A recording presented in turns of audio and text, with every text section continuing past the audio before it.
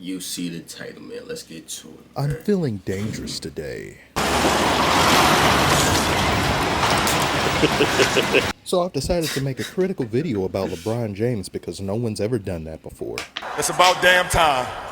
But unlike many of his ops on the internet, who are they themselves as annoying as the bronzesexuals they wage war against every day. The crowd wasn't This won't be a video as to why I hate LeBron James, because I don't hate LeBron James. I have him number 2 to Jordan. This is a video as to why many people hate LeBron James. And contrary to what LeBron would like you to believe as to why others hate him for no reason, it's not for no reason. Most of it is his fault.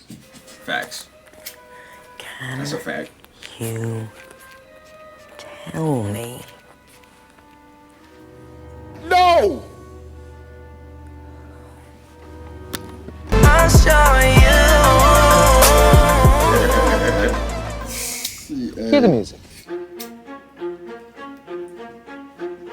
With the first pick in the 2003 NBA Draft, the Cleveland Cavaliers select LeBron James. Hype is a cruel mistress. It can make or break you. First, you get the notoriety. And you get the notoriety, you get the clout. Then when you get the clout, you get the hype.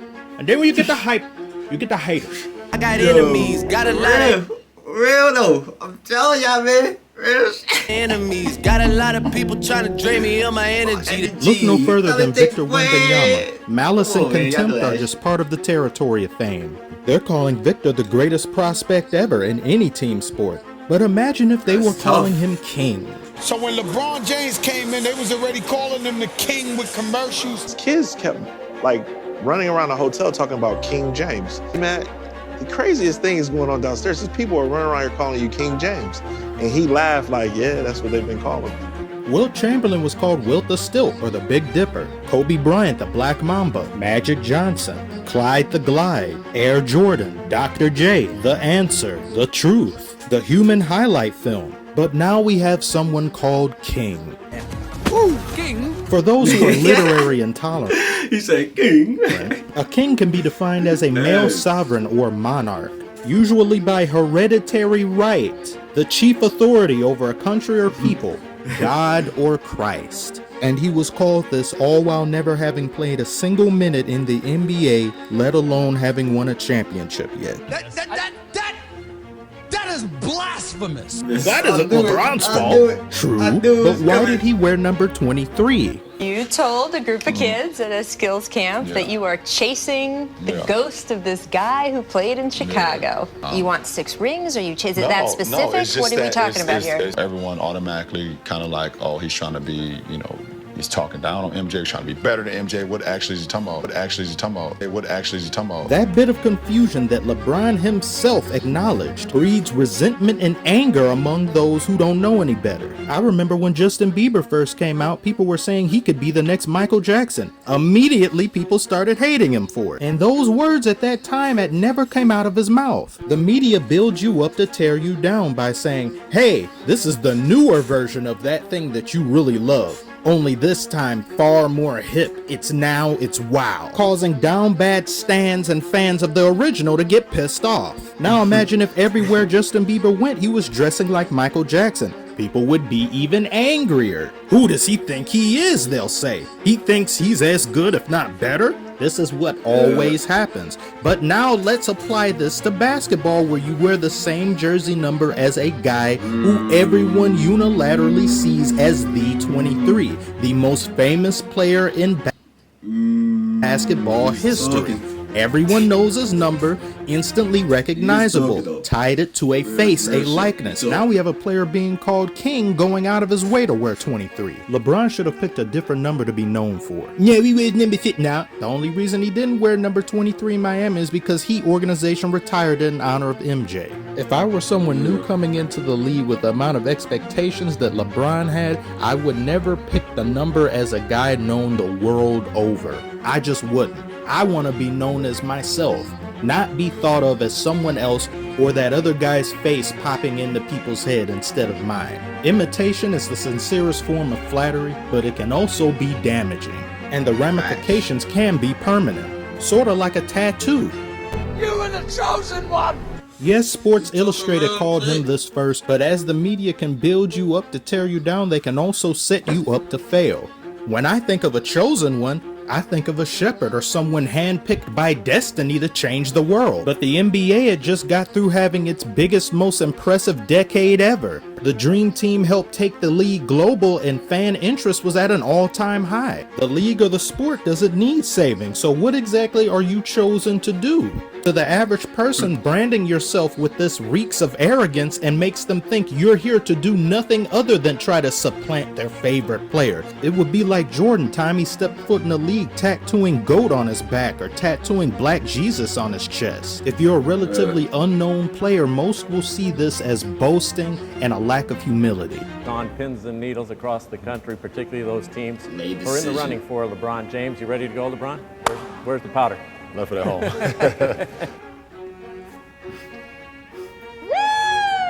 If you know someone that hates LeBron, this was probably the start of their villain arc and reason why right here, as well as many other people. Looking back on it now, this was of course the best decision for his career, but the way in which he handled it was bad. It reeked of pomp and circumstance and led to the burning of LeBron jerseys nationwide. And the average person that hates LeBron probably won't even realize to this day that while this event was somewhat of an albatross, it generated millions of dollars for Boys and Girls Club charity. But up until this point in NBA history, no player who has ever been seen as a face or the best player in the league had ever made a spectacle out of their leaving a team. Leaving the team that drafted you up until this point was seen as taboo regardless. Most of the previous greats had won a championship for their team that had drafted them, being Bill Russell, Magic Johnson, Larry Bird, and they all stayed for their entire career. So when LeBron did this, people saw him as someone unwilling to compete, and on top of him being branded a loser, many see him as unloyal. He has a tattoo of loyalty on his body. It's ridiculous. It's embarrassing. Good riddance. Good riddance. Dan Gilbert will bring us a winner. Not 2, not 3, not 4. Another one. Not 5. Another one. Not 6. Another one. Not 7. So now after having left the team that drafted you in historic fashion with all this fanfare, all of this hero worship, despite not having won anything yet, you, Dwayne Wade, and Chris Bosh stacked the deck in your favor. You were the overwhelming favorite to take home the NBA title that year, and you still managed to lose to a team that no one thought would beat you. This is like if all the jocks in gym class teamed up and said we could beat anybody, and after all their boasting, they lose in embarrassing fashion in front of everyone. On top of having just mocked the star player on the opposing team for being sick during Game 4. 2011 was by far and away the worst year for LeBron. You made a circus. Dirk made the boys eat their words. Out of your leaving in free agency, you stacked the deck with a super team, a player-created super team, and after having promised the world to these new fans that now idolize you, you let them down in historic fashion. And you got outplayed by Jason Terry. At this point, hating on LeBron had become a national pastime. It's Polish, you know. Oh, that's flagrant? Oh, come on. What kind of league are we becoming if that's a flagrant foul? LeBron's Heat years is when the flopping became very egregious. I'm not going to sit here and say Jordan or no one else has ever flopped before LeBron. Jordan has flopped before. Many players have flopped. Unfortunately for LeBron, social media was just beginning to take off, and the stars that preceded LeBron had the luxury of not having phones and cameras everywhere to see their worst moments. The internet provided the means for multitudes of haters to coalesce and congregate amongst themselves and speak sweet nothings into each other's ear about how trash LeBron is. Jordan, Kobe, Magic, and Kareem also had the luxury of not having 2 billion news networks and their imaginary friends talk about them 24/7, 365, thereby making the public feel drowned, awashed with LeBron content, feeling stressed about it, and getting more angry at him. Hurry up and get your stuff! What y'all waiting for? You trade it! Trade it! Trade it! I don't think I've seen any NBA player have as much control over an organization as LeBron does. When he gets on your team, it's win now. We've seen multiple different instances of half the damn team getting shipped out at a trade deadline at LeBron's whim. And when he leaves, there's nothing but bad contracts abound up and down the roster. I remember people talking highly of Lakers' young core of Brandon Ingram, Kyle Kuzma, Lonzo Ball, and Josh Hart. And after only a year of LeBron being there, the entire young core, with the exception of Kuzma, is thrown into the bushes. LeBron some years ago complained about the team being too top-heavy. He needs another playmaker. The LeBron needs help narrative started around this time in 2016, 2017. And ever since then, every single year, LeBron needs more and more help. There's never enough help. He can never seem to get and keep help. And of course, other stars in NBA history have had help, and they say you need a big man. They give Anthony Davis. Then they be like, you need a 3-point shooter. They give him a few 3-point shooters. It still don't work out, you know. I ain't gonna lie, that needed some more pieces to get to the next level. But unfortunately for LeBron, there exists this mercenary aura around him that permeates every team and every location he goes to and interacts with. And the sentiments of many, including NBA insiders and analysts, are if you don't get LeBron the help he requires or asks or demands, he's out of here. And the ironic part about this is that Kobe Bryant, someone everyone sees as one of the most loyal players and devoted players to this franchise ever, demanded to be traded several different times simply because things weren't going his way, they weren't working out, and he was in a perpetual slump of having to carry a team that doesn't have enough talent. And LeBron fans will use this against him and others who have complained and say, see, they're no different than LeBron, without realizing that the only difference is between them and LeBron is that LeBron is the only one who actually left. They didn't. LeBron, we're just learning about your hand injury, and we can obviously see the brace. Can you take us through what happened and if it caused you any problems over the final 3 games? The excuse is one thing that really get me mad. Like, Bron, don't even make no excuses, gang. This part of video where I actually start to get angry. Come out the next game, the play worst better. losses for LeBron in recent times, be them sweeps, be them blowouts, anything like that, there's always an excuse. There's always some other thing that caused this, not him. 2018, you're up against the most powerful OP team in league history. That's not enough to just admit loss. No, I punched a wall. My arm and hand were messed up. I was basically playing the entirety of the series with a broken hand. Wow, aren't I powerful? Aren't I Iron Man? 2018-2019 season, after activating playoff mode and failing to gain any traction with the team or get into the playoff picture, LeBron says, I have a groin injury. That seems believable enough, but then his physical therapist says he shouldn't have came back at all. He should have been out 6 months, but he didn't want to disappoint the fans of the Lakers. 2020-2021 season, he says, we have so many injuries. We've never been able to play together. We all can't stay on the floor. If we had played together, we would have gotten farther. But yet the Clippers, missing more than half of their damn team for most of the year, was able to have a better record than the Lakers and be a higher seed than the Lakers. 2021-2022 didn't make the playoffs, but now we arrive to the present where LeBron was in a boot, and then shortly after that says he played the entirety of the playoffs on a torn tendon in his foot. You can't keep getting away with it! The legitimacy of his injuries are one thing, but the repetitive frequency at which these injuries seem to appear at his low lights, it's never in his best moments. It's always when he's either getting swept or he's losing. It looks suspect, and in some ways it's disrespectful. I'm not believing it. To the other team. You're essentially ignoring their efforts and their prowess as a ball club in lieu of your injury being the thing that cost you to lose, not their ability to play the game. Injuries are, of course, an unfortunate reality of the game, but they can also be used as a means of misdirection or passive aggressiveness while hiding your hand after throwing a stone. LeBron James speaking out for the first time about the battle between the NBA and China, taking on Houston Rockets general manager Daryl Morey, whose tweet supporting anti-government protests in Hong Kong set off a firestorm between the country and the league. But I believe he wasn't educated on the situation at hand. People could have been harmed, not only financially, but physically, emotionally, spiritually. So just be careful what we tweet and we say and what we do. That one didn't age quite so well.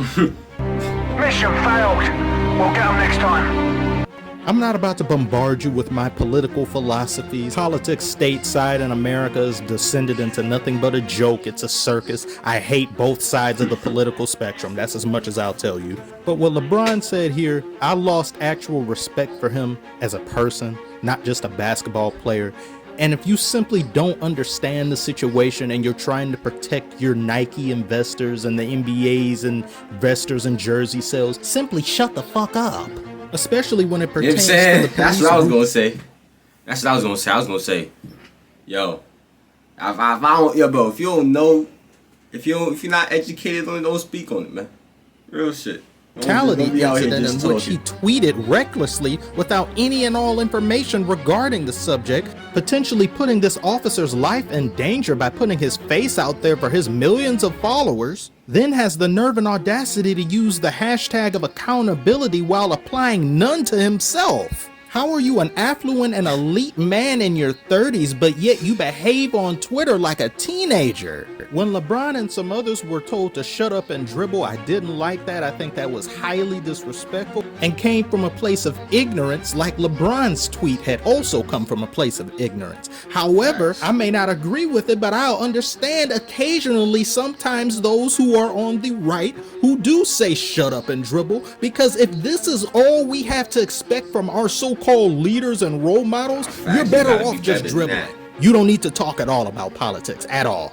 If I were in his position or any meaningful position of stature and a voice to millions of people, I would apply the same level of energy, of disgust and outrage at the news of a black person killing another black person, as well as a white person killing a black person. At times, as black people, we are our own worst enemy. And in order for us to form a more perfect union, a more perfect people, we should strive to fight for the rights of all beings, not just our own. And that same power with which we fight will be returned to us tenfold.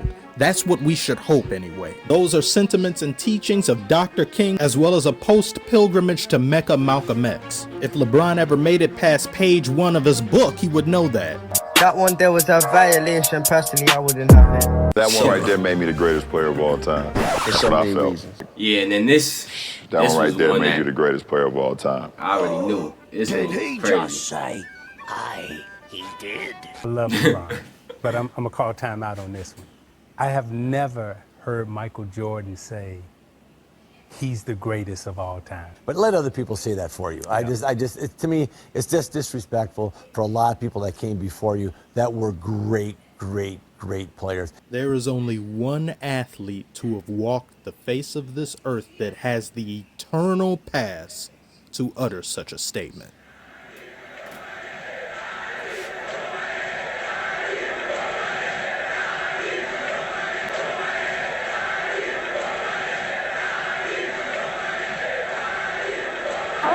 And listen, and I just turned 22 years old. I must be the greatest. I told the world, I talk to God every day.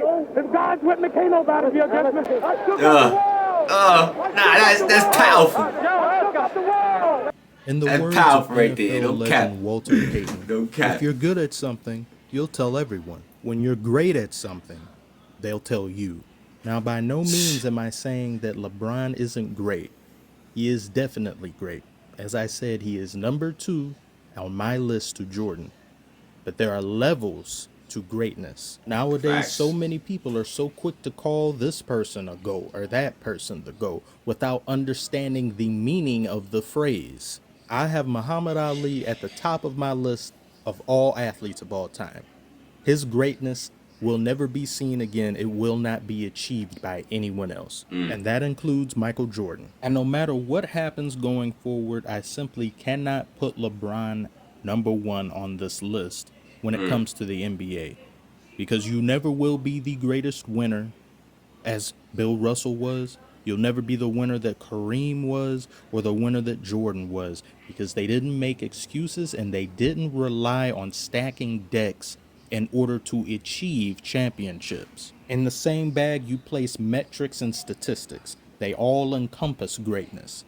And I believe if a pie chart were to be constructed and you look at everything that makes a quote-unquote GOAT, LeBron lacks in certain areas, which ultimately leads as to why people have disliked him to this point, and he has been the most hated athlete or the most hated NBA player in NBA history. And as I said at the beginning of the video, a majority of the reasons as to why are the direct result of LeBron's own hand. Facts. And of course, there That's will be a fact. many That's who a will fact. disagree with this video and what I've That's a said. fact, But the man. sad part is these same people who will disagree and get upset and leave hate comments, they themselves hate other players for some of the very same reasons I expressed as to why others may hate LeBron. They hate on other players all day. You know what I'm saying? We just had to figure out why they got me hating so much. That's why we had to figure out, man. We just had to figure that out. I mean, I really knew, you know what I'm saying? I understand it. Because Bron definitely brings it upon himself, you know. He, like bro said, he's number 2 on my list. But Mike is just a different story, man. It's a different story. The icon, the legend, you know. Brian don't got it like that. He don't got it like that. But if y'all enjoyed, y'all know what to do. Click on the last reaction right here. Share the video on social media with your peoples. Like the video, comment, subscribe, and I'm out of here, man.